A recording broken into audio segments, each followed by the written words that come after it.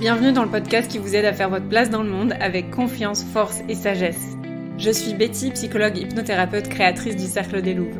Ces épisodes sont faits pour les personnes qui ne rentrent dans aucun moule, qui veulent s'autoriser à être pleinement elles-mêmes en faisant une force de leur sensibilité. Je vous partage mon expérience, des histoires à méditer et je reçois des personnes au parcours inspirant. Prise de conscience, bottage de fesses et bienveillance, tout ça au même endroit. C'est parti pour l'épisode du jour. On se retrouve pour parler d'un sujet sur lequel vous me questionnez constamment, que ce soit sur les réseaux sociaux, que ce soit en séance individuelle ou dans les cercles de femmes, vous me demandez tout le temps comment on peut faire pour ne plus avoir peur du jugement de l'autre. Donc aujourd'hui, je vais vous livrer les 12 étapes pour s'en foutre royalement du regard des autres. Il y aura maintenant un nouveau format dans le podcast. D'abord, je vous livre une transmission des enseignements, donc ces 12 étapes-là. Ensuite, je vous donne un exercice à faire pour passer dans le concret, dans la matière, dès maintenant. Et on termine sur une visualisation, quelques instants pour pouvoir ancrer l'écoute du jour. Et aujourd'hui, c'est un épisode un peu spécial puisque je vous parle de la nouvelle version de mon programme Libre et Confiante qui justement vous aide à prendre confiance en vous, à vous affirmer et à vous en foutre du regard des autres. Alors c'est parti. Premièrement, pour pouvoir s'en foutre du regard des autres, je pense que c'est très important de très bien se connaître. De connaître la différence entre la confiance en soi, l'amour de soi, la vision positive de soi et d'avoir une source intarissable d'amour inconditionnel. Mais pour pouvoir commencer à s'en foutre, on est obligé de créer des bases solides en termes de connaissance de soi. Quels sont mes points faibles, quels sont mes points forts, où sont mes manquements, est-ce que je manque d'estime, est-ce que je manque de vision, est-ce que je manque d'amour inconditionnel, est-ce que je manque de confiance en ma capacité à rebondir en cas de problème.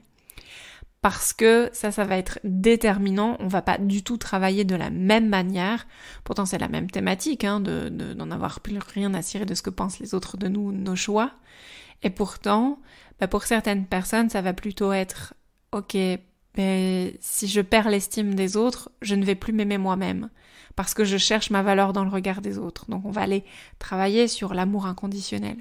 Pour d'autres personnes, ça va plutôt être le doute concernant leur capacité à rebondir en cas de conflit. J'ai pas confiance en mes compétences pour gérer un désaccord si je m'affirme et que l'autre pense que je suis qu'une grosse connasse de m'affirmer. Vous voyez un peu le genre. Donc on va pas agir de la même manière, c'est très important de faire ce bilan de départ. La deuxième étape, ça va être d'aller débusquer les mécanismes psychiques bloquants, qu'ils soient conscients ou inconscients. On va parler entre autres, et c'est une toute petite partie des mécanismes bloquants, on va parler entre autres des croyances limitantes. Les croyances limitantes, c'est des sortes de règles rigides qu'on construit dès notre enfance et c'est un filtre à travers lequel on voit le monde et nos propres limitations.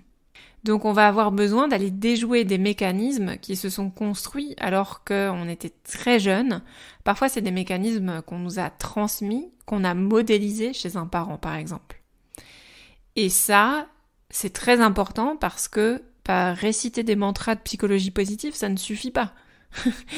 Tu peux essayer, oui, ça fait du bien sur le coup, mais dès que tu vas être dans une situation où tu vas être obligé de t'exposer au regard de l'autre, paf, tes mécanismes bloquants, tes mécanismes de protection, tes croyances limitantes vont venir te jouer des tours.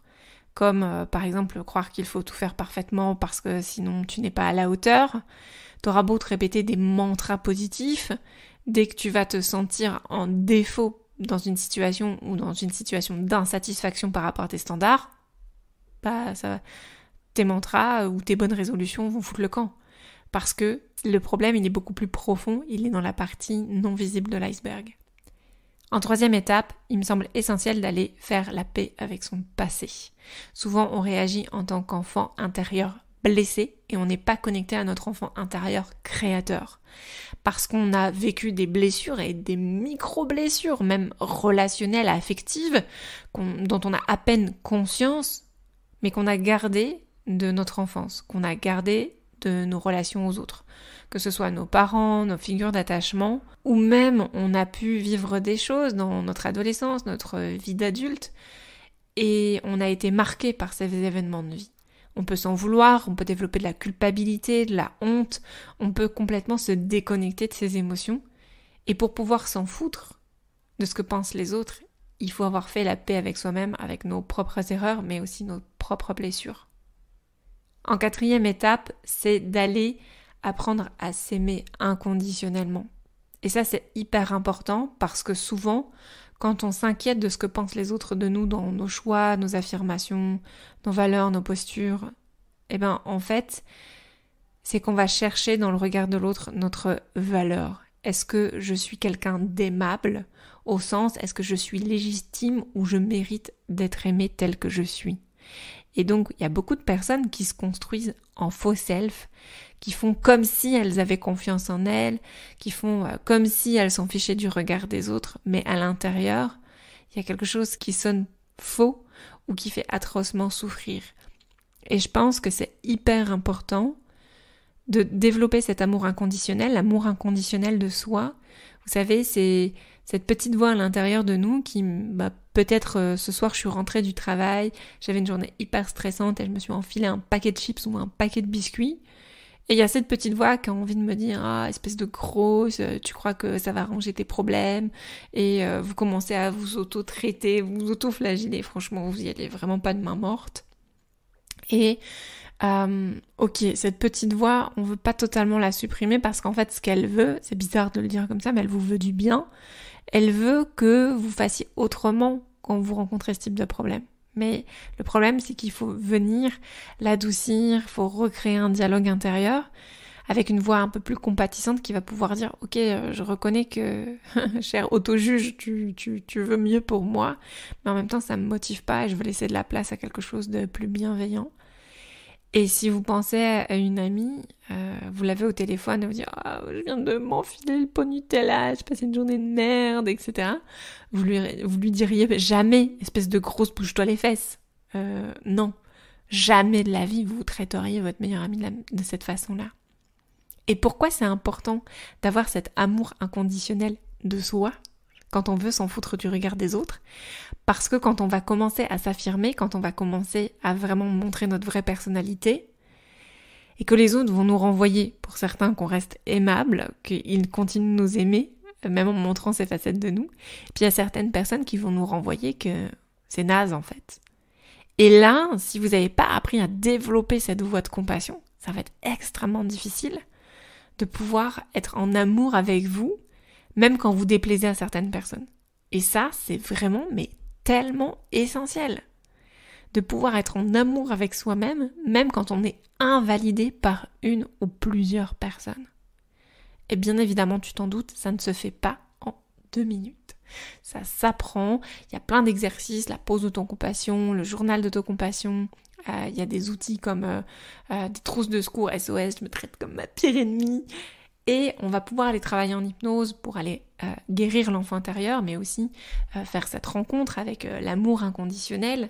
Il y a des hypnoses, notamment, il y en a une que j'aime beaucoup, qui est l'hypnose de la rencontre avec la mère universelle, qui vient réparer quelque part le lien d'attachement, mais qui aussi fait qu'on est notre propre source d'amour intarissable. C'est important pour se libérer du regard des autres, mais c'est hyper important aussi pour devenir indépendante émotionnellement. Si vous pensez souffrir de dépendance affective, cette thématique-là, elle est incontournable. Parce que du moment où on s'aime et qu'on n'a plus besoin d'être validé par les autres, on peut tout oser, on peut tout se permettre. Et surtout, on peut sortir des relations qu'on gardait uniquement pour aller chercher de la valeur à nos propres yeux. Je vous laisserai réfléchir à ça. Une fois qu'on a fait tout ça, on va aller pouvoir aborder la connaissance à un niveau beaucoup plus avancé ou beaucoup plus expert. Et là, on va vraiment aller oser se regarder en face, d'aller regarder nos failles.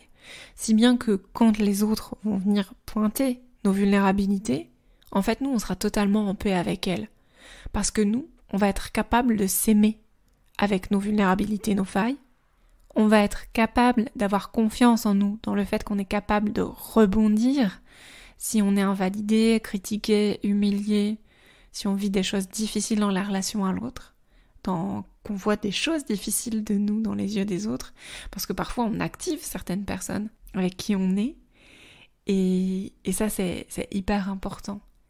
Et je crois que on peut vraiment construire un curseur où on va aller comprendre finalement dans nos relations, dans le feedback que peuvent nous donner les autres, dans la valeur qu'on peut voir dans les yeux des autres. Est-ce que ça nous porte? Est-ce que ça nous énergise? Est-ce que ça nous permet de grandir? Parce que certaines critiques qui sont constructives nous permettent de nous améliorer. Et puis certaines ne le sont pas du tout, elles nous coûtent, elles nous blessent et elles nous entravent. Ça va nous permettre d'aller explorer ça.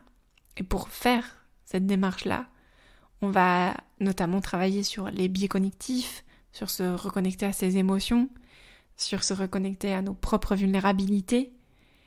Et on va aller les dépasser en fait, pour en faire quelque chose de très beau, plutôt que quelque chose de fragile. La 6e étape, elle est cruciale. C'est que pour en avoir rien à foutre de ce qu'on pense de nous, on va être obligé de s'exposer au regard des autres. On va être obligé d'ouvrir un peu de nous petit à petit. Bien sûr, on va choisir des environnements dans lesquels on se sent en sécurité, mais on est obligé en fait d'y aller étape par étape.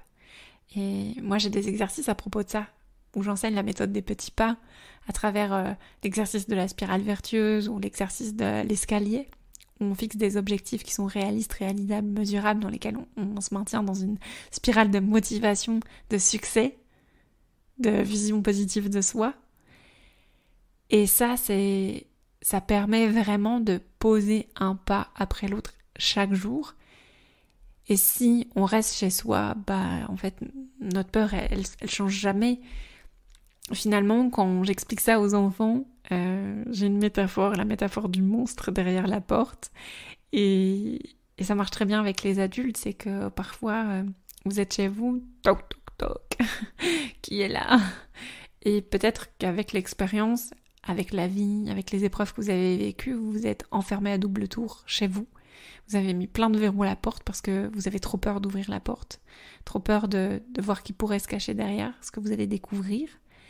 Sauf que, toc toc toc, si vous entrouvez un tout petit peu la porte, peut-être même que 2 cm, juste pour apercevoir qui est là, soit vous allez pouvoir qu'effectivement c'est un monstre, c'est un ennemi, et donc vous aurez mieux fait de lui claquer la porte au nez, ou bien vous allez pouvoir vous apercevoir qu'il y a un ami derrière cette porte. Peut-être une belle rencontre, peut-être une belle épreuve, peut-être une belle expérience de vie. Sauf que si vous gardez la porte fermée, vous vous privez également des belles rencontres. Vous vous privez également de belles expériences de la vie. Ce serait dommage. Donc on va apprendre à se réexposer petit pas après petit pas. Et ça, on va définir des environnements, on va définir des exercices particuliers pour que vous puissiez faire ça. Et que vous puissiez le faire tout en vous sentant solide. Et plus vous allez vous ouvrir, plus vous allez prendre confiance. Vous allez vous apercevoir que le monde n'est pas un danger perpétuel, qu'il y a des belles personnes aussi, qu'il y a des échanges qui valent le coup. Et surtout, comme vous serez dans cette spirale vertueuse, vous allez aussi prendre confiance dans le fait que si jamais vous entrouvez la porte, c'est-à-dire vous l'ouvrez pas complètement, juste vous ouvrez un petit peu la porte, et vous avez à tout moment la capacité de refermer la porte. Vous n'êtes pas obligé d'ouvrir la porte à un monstre, de l'inviter chez vous et de le laisser chier sur votre tapis de salon. Ben non. Si finalement, et d'ailleurs, je prends parfois l'image, si tu ouvres la porte et que tu penses que c'est un ami, il s'installe chez toi, puis finalement il se met à chier sur le tapis du salon, je suis désolée pour l'image, t'as tout le temps de réagir et de foutre à la porte cette personne que tu pensais être un ami qui s'est transformé en monstre. Il est toujours temps de réagir. Tu as toujours le temps de foutre le monstre à la porte et de refermer la porte à double tour, autant que tu en as besoin, le temps de récupérer. Et donc, ça nous amène à l'étape 7, qui est de oser s'affirmer pas à pas. Et pour en avoir rien à foutre de ce qu'on pense de nous, on est obligé d'aller expérimenter ce que c'est l'affirmation de soi. À travers exprimer ses besoins, exprimer ses limites, exprimer ses opinions. Et plus tu vas le faire, plus tu vas te rendre compte qu'en fait le monde ne s'arrête pas de tourner. Il ne s'effondre pas.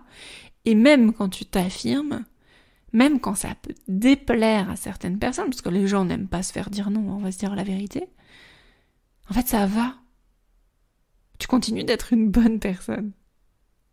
Et quand tu commences à t'en foutre du regard des autres, ça nous amène à l'étape 8, c'est que tu peux prendre des décisions sans douter de toi-même, sans avoir besoin de prendre l'avis de 1000 personnes, sans avoir besoin de remettre sans cesse à demain tes décisions.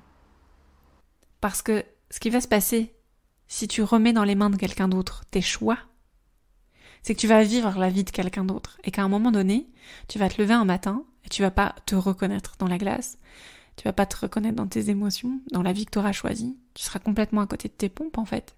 Tu vas dire mais attends, pourquoi je vis cette vie-là en fait, ça me plaît pas. Et c'est tellement difficile de faire marche arrière.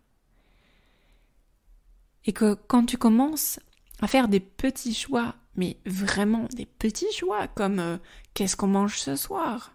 Je décide de faire des légumes parce que moi j'ai envie de légumes. Tu vas affronter le fait que peut-être tes enfants seront déçus, ils vont râler. Ouais, c'est sûr, il y a des inconvénients. Mais de petits choix en petits choix, tu vas être capable de prendre des grandes décisions. Et clairement, l'étape numéro 9, c'est de savoir dépasser les échecs et avoir confiance dans sa capacité à rebondir.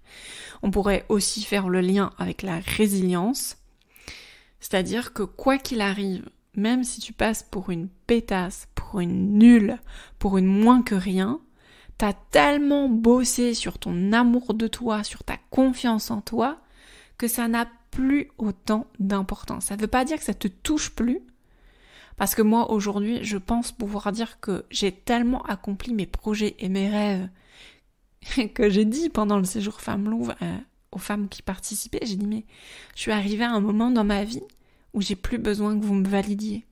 Parce qu'en fait, mes rêves, je les accomplis pour moi. J'ai plus besoin de cette validation extérieure. Parce qu'en fait, aujourd'hui, quoi qu'il se passe, je sais que je vais pouvoir rebondir. Et ça m'a demandé du travail de faire ça, d'en arriver là. Et j'ai une théorie qui s'appelle la théorie des M&M's. T'imagines un paquet de M&M's, tu le renverses sur la table. Bah, dans ton paquet, il y a des jaunes, des bleus, des verts, des marrons. Et ben en fait, la vie, c'est comme un paquet de M&M's. Dans ton paquet, il y a des rouges. Ça correspond aux gens, tu pourras pas leur revenir, ta tête leur reviendra jamais et ce sera épidermique. Il y a des jaunes, ce sera neutre. Et puis, il y aura des verts, c'est « Ah, waouh !» Avec cette personne, le feeling passe tout de suite. Et tu sais très bien qu'à toi aussi, ça t'arrive. Tu vas dans une soirée, tu connais personne. Il y a des gens avec qui le contact passe hyper facilement. Il y a des gens, bon, tu repars de la soirée, tu dis « Oh ouais, non, je vais pas trop parler parce que j'avais pas trop d'affinité. » Et puis, il y a genre une nana ou un gars dans la soirée qui... À chaque fois que cette personne prend la parole, ça te hérisse le poil. Tu ne sais peut-être même pas pourquoi. Et nous, on représente ça pour certaines personnes. On est le rouge de quelqu'un, et j'ai un mantra, moi, je pense vraiment qu'on est toujours le con ou la connasse de quelqu'un, à un moment donné de sa vie. Et c'est complètement ok, parce que c'est pas du jugement, entre guillemets, malveillant, et il n'y a pas forcément d'intention de blesser derrière, mais on ne peut pas plaire à tout le monde. Ce n'est pas possible. La vie, c'est comme un paquet de M&M's. Et justement, étape 10, c'est ce qui nous permet d'aller tisser des relations saines. Pour en avoir rien à foutre du regard des autres, une fois qu'on a bâti l'amour, la confiance, l'estime, la vision positive de soi, on est capable d'aller choisir des relations dans lesquelles on se sent respecté, dans lesquelles on se sent aimé pour qui on est, pour notre véritable nature, pas pour la personne qu'on fait croire qu'on est. Et ça, ça forcément, ça renforce la spirale vertueuse parce qu'on est dans des relations positives, renforçantes, dans lesquelles on peut encore plus s'autoriser à être soi-même. Et puis finalement, quand quelqu'un nous fait un feedback qui peut nous blesser, en tout cas, il sera fait avec une bonne intention, dans l'intention de faire grandir la relation. Et donc ça aura moins d'importance, ça prendra moins d'ampleur, moins de drama. Je sais pas s'il y a des drama queens parmi vous, moi je connais très bien ce concept puisque à 20 ans j'étais clairement une drama queen. c'est-à-dire quelqu'un pour qui les drames émotionnels, les tempêtes émotionnelles prenaient des proportions de drame. Et quand on a travaillé sur toutes ces étapes précédentes, on tisse des liens sains, on sort des relations toxiques. Et donc les critiques qui peuvent nous être formulées, elles prennent beaucoup moins d'ampleur. Les conflits deviennent des désaccords qui permettent de faire grandir la relation. Et ça, encore plus, ça aide à s'en foutre en fait de ce qu'on pense de nous, parce que au pire, on sait que ça vient d'une personne avec qui on n'a aucune affinité, ou pour qui ça n'a pas d'importance, et ça permet de prendre de la distance. 11e étape, cette fois-ci c'est un clin d'œil que j'ai envie de faire aux entrepreneurs, c'est que pour arriver à s'en foutre du regard des autres, il faut oser se montrer de plus en plus tel qu'on est vraiment. Ça nous demande d'affirmer nos positionnements, nos opinions, nos valeurs, nos limites aussi, notre cadre de travail, et que plus on va le faire, plus peut-être effectivement on va être clivante dans la manière dont on va être perçu, mais en même temps c'est ce qui va nous permettre d'aller travailler avec les personnes avec qui on va vibrer, qu'on va vraiment pouvoir aider, on va pouvoir vraiment mettre en place des collaborations de cœur, et ça c'est extraordinaire, et que plus du coup on nourrit ces collaborations de cœur, et bien plus toutes les autres collaborations dans lesquelles on pourrait ne pas être la bonne personne ou la bonne entreprise, ça a beaucoup moins d'importance puisqu'on a nourri celles qui nous font vibrer. Étape numéro 12, c'est la cerise sur le gâteau. C'est d'être prête à devenir l'héroïne de votre propre vie. Parce que quand tu acceptes qu'il y a deux faces à une pièce, que quand tu veux vraiment t'accomplir, oser, avancer, faire des nouveaux projets, t'investir dans des nouvelles relations, qu'elles soient professionnelles, amicales, tu acceptes que tu vas plaire à certaines personnes, tu acceptes que tu vas déplaire à d'autres, qu'il y aura toujours des critiques, qu'il y aura toujours quelqu'un qui aura quelque chose à dire.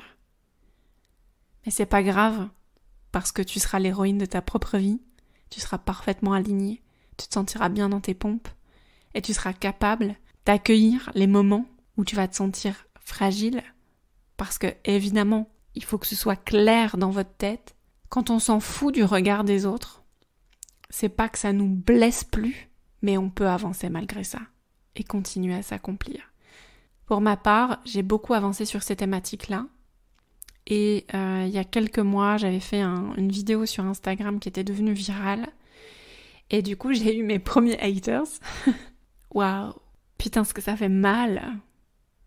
Ça fait super mal. Je vous jure, j'en ai pleuré parce que je me suis pris des commentaires vraiment malveillants. Mais ça m'a resté 24 heures. J'ai rebondi. Puis après, je suis passée à autre chose. Là, je peux vous raconter l'histoire, ça me fait rien du tout. C'est bon, j'ai compris que de toute façon, ces personnes-là, c'est des personnes avec qui je travaillerai jamais parce que je leur corresponds pas, tout simplement. Donc ça veut pas dire que quand on commence à s'en foutre du regard des autres, on n'a plus d'émotions, ni plus d'inconfort, mais on est capable de faire avec, on est capable de traverser, on est capable de les dépasser, de dépasser cet inconfort pour continuer à être pleinement soi-même et s'accomplir. Bien, il est l'heure de faire un petit exercice et de passer au concret. J'aimerais que tu te prennes un petit carnet et que dans ton quotidien, tu puisses noter à chaque fois que ta peur du regard des autres s'active, qu'est-ce que ça t'empêche de faire. Et tu vas voir que c'est presque parfois en pilote automatique, où t'es dans la fuite, où tu évites le conflit, où tu évites de prendre la parole en réunion, par exemple. Et j'aimerais que tu notes dans ton quotidien, tiens, ça je l'ai pas fait parce que j'avais peur. Tiens, ça j'ai pas osé le dire, j'avais peur. Tiens, là je me suis dit, mais qu'est-ce qu'on va penser de moi? Et tu notes dans ton quotidien toutes les situations. Et tu notes les pensées qui sont associées à ces situations. Puis, tu vas regarder, tu attends quelques jours, ça se trouve tu auras 10-15 situations. Et tu vas commencer à regarder, ok, laquelle de ces situations je vais oser en premier. Je te donne un exemple. J'avais une jeune femme que j'ai accompagnée en accompagnement. Je lui fais un petit coucou si elle m'écoute. Et pour elle, c'était extrêmement difficile de prendre la parole en réunion au travail, alors qu'il y avait des projets d'équipe sur lesquels elle voulait vraiment s'investir. Mais comme elle disait rien, le projet il prenait une tournure qui ne lui plaisait pas, qui ne correspondait pas à ses valeurs. Et donc plus elle attendait pour le dire, plus c'était compliqué parce qu'elle allait devoir affronter le conflit, le désaccord. Et donc la première chose qu'elle a travaillé, au lieu de dire je suis pas d'accord et votre vision c'est de la merde, on est d'accord qu'on le dira jamais comme ça, hein, parce que moi je pense qu'on peut tout dire, mais il y a une forme, il y a une méthode pour pouvoir le dire. Eh bien, on a d'abord travaillé sur retourner à la pause café, prendre un café et dire bonjour. Commencer petit. Puis la semaine d'après, à la pause café, dire bonjour et demander comment ça va. Ou ah tiens, il fait beau aujourd'hui, t'as profité du soleil ce week-end. Aborder des sujets sans crainte. Et puis on a augmenté progressivement la difficulté jusqu'à prendre la parole en réunion. Donc de la même façon, prends ta liste de tout ce que tu es empêché de faire à cause de ta peur du regard des autres. Essaye de noter le niveau de difficulté de 1 à 10. 1, ça pourrait être facile. 10, ça c'est extrêmement difficile. Puis tu commences par prendre des tâches 1, 2, 3 ou des actions 1, 2, 3 et essayer de regarder comment tu peux les mettre en place dans ton quotidien. Et si c'est trop dur que tu as que des choses qui sont à des niveaux au-dessus de 5, 6 jusqu'à 10, essaye de les décomposer en petites actions. Si prendre la parole en réunion pour dire que t'es pas d'accord, c'est un niveau de difficulté 10, en termes d'affirmation de soi, commence par dire bonjour à la pause café, difficulté 1 ou 2 peut-être.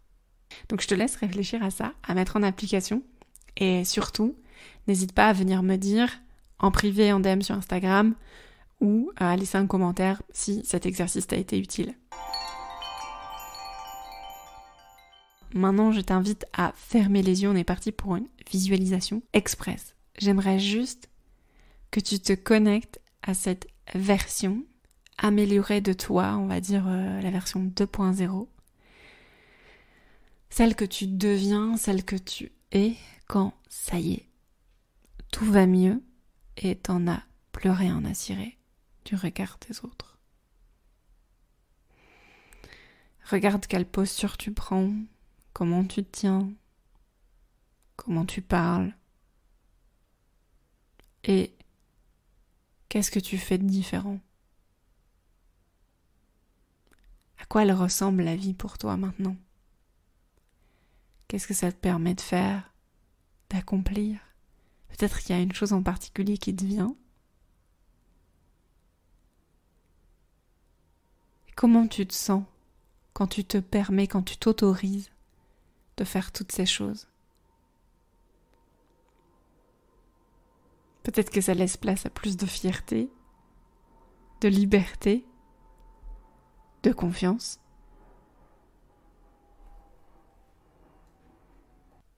Et si le cœur t'en dit, tu peux même demander à cette version idéale de toi ce qu'elle a eu besoin de faire pour en arriver là. Qu'est-ce qui a eu besoin d'être mis en place? Qu'est-ce qui a eu besoin d'être changé? Quelles décisions ont été prises pour faire ce chemin?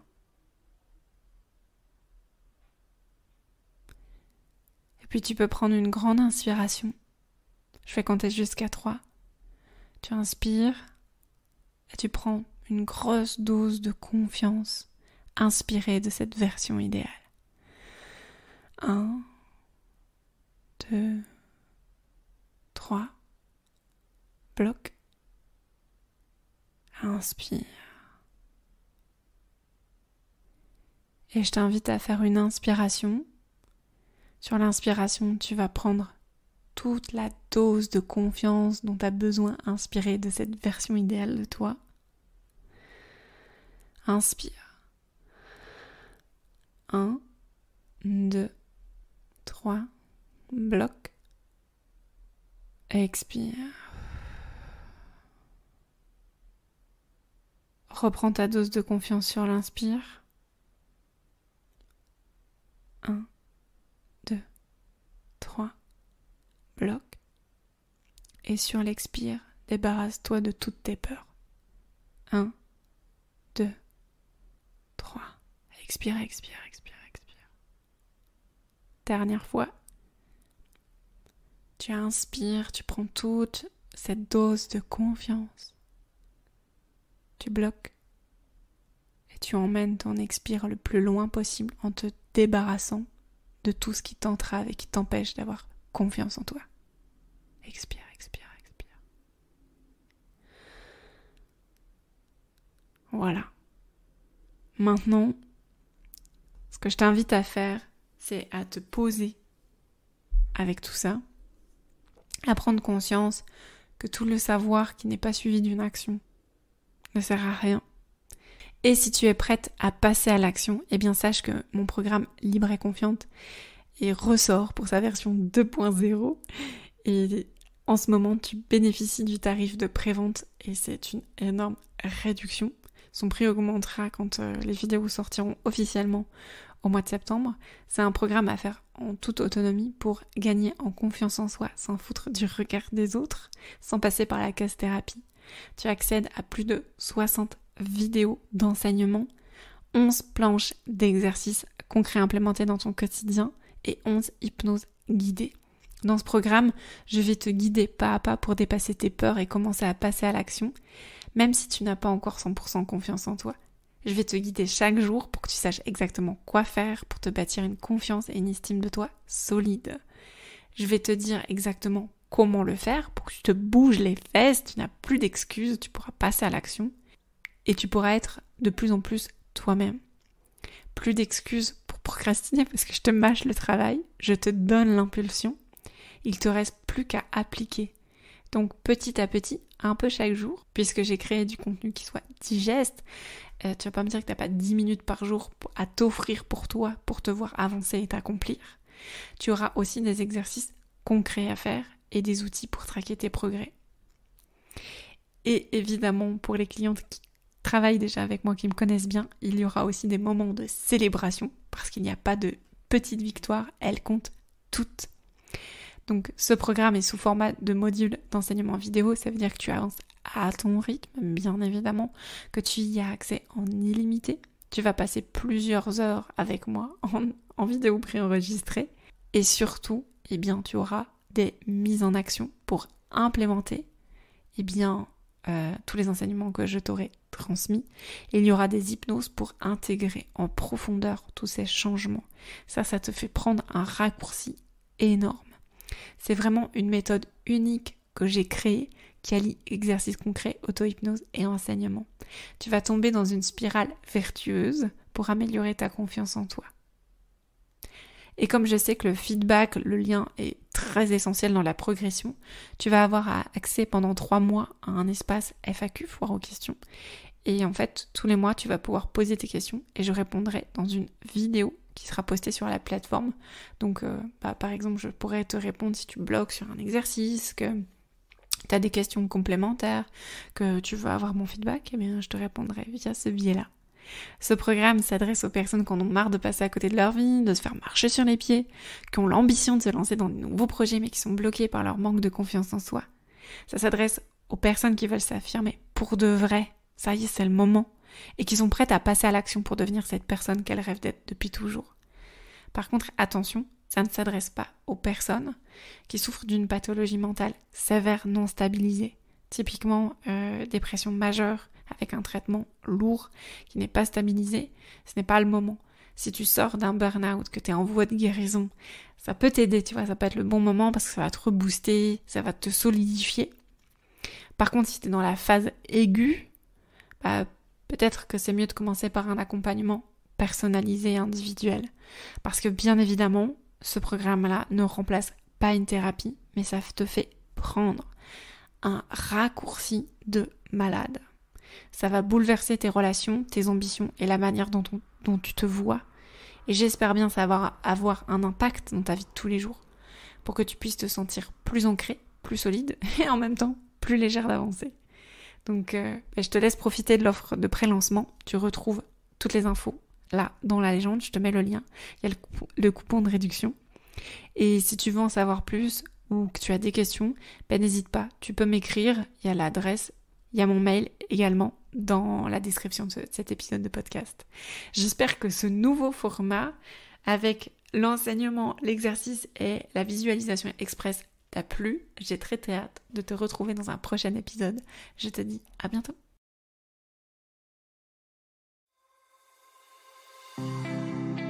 Et si vous avez envie d'aller plus loin, je vous invite à aller télécharger ma méditation gratuite. Le lien est dans la description ci-dessous. Je vous remercie pour votre écoute. Si mes mots vous ont fait du bien, pensez à liker, noter ou commenter cet épisode. Cela contribue à cultiver toutes ces graines et cela m'encourage à développer ce podcast. Merci et à bientôt.